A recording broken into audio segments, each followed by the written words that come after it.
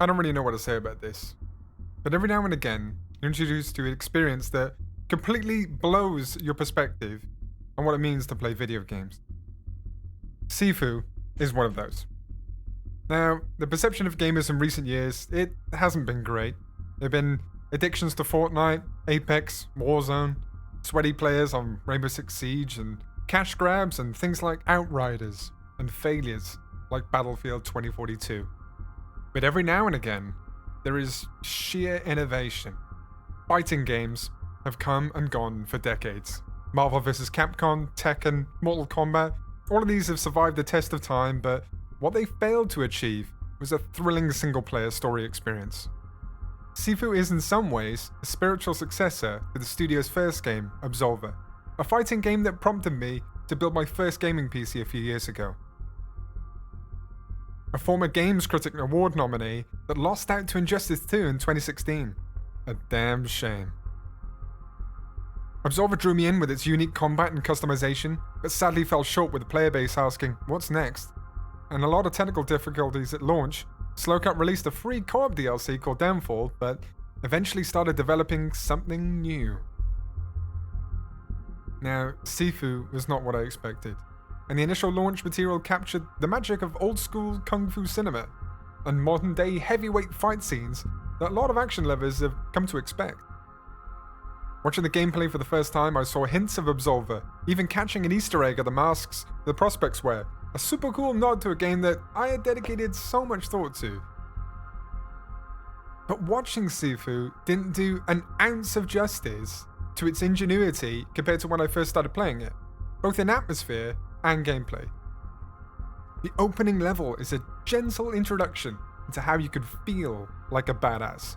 You're shown how this isn't like any other fighting game. Say goodbye to Arkham City being the top combat experience. Sifu is now the ultimate single-player fighting experience, and they have set the new bar. Sifu's biggest payoffs are in the way it tells a story. A son avenging the death of his father, and that shocking revelation in its opening. You're immediately given the stakes, you fast forward to the moment you're ready to begin your journey, the music swells into place, and the experience really begins. Even the opening credits had me thinking, holy moly, and got me ready to button mash the controller. Each level is painted in a delicate palette upon introduction, and it develops in style as you fight your way through progressively tougher opponents. The relatable backdrop of its modern environment becomes a mysterious and magical silhouette that surrounds the game's main character. The environments and final battle mechanics only echo the stakes. The game throws you into sheer punishment, but the best part about this, it's all a learning experience. Each time you progress through a level, the environment becomes more and more artistic, and is complemented by the soundtrack. The club theme that plays and booms as you storm through, unrelenting to seek justice against the people responsible for your pain, commands you to move swiftly, no matter how big or small your opponent is. Is this easy? It's not, but you'll keep coming back for more until you figure out a style that works for you. If you don't know already, Sifu's main mechanic is based on your age.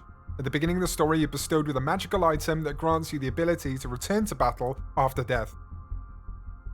Each time you die, a number is added to your death counter, which reduces when you win certain engagements, or you can reset it at a shrine. If you die before you reduce the age, that number is added to your age. Simple, right? Starting at age 20, you'd think it'd be easy to complete the game before reaching age 77, but Sifu's brutal and punishing combat will make you think otherwise. I'm an old man and you've hurt me. There's an array of combinations within Sifu that complement many playstyles. If you're like me, you like to crowd control, you spend your time trying to dodge all your opponent's attacks and sweep them to the ground with the intention of humiliating them. Pathetic. You'll pick up the bat and show no mercy. Your opponent's being brutalized by a character that shows intention and devotion to a cause. I'll quickly pick this up. Sifu portrays each weapon with a variety of weightiness and unique attributes. You'll learn to use them wisely to give you space and reclaim any lost health if you've reacted too slowly earlier in the game. Very experienced. What the was that? And the game demands you to try new things. And I have enjoyed how it limits your spend on certain skills and abilities. The setup and payoffs for performing well are received gratefully, and as yet, it doesn't feel overpowered. In my eyes, for every 100 bad games out there, I find one good game. But in every 10,000 games I find one incredible game. Sifu was an experience I haven't felt in years, and that is why I think you should play it. I can't wait to see what's next for Sifu. DLC, additional content, anything.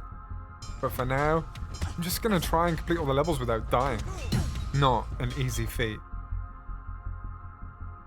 My name's BNanaRamen, and thanks for listening. Subscribe for new content, and see you in the next one.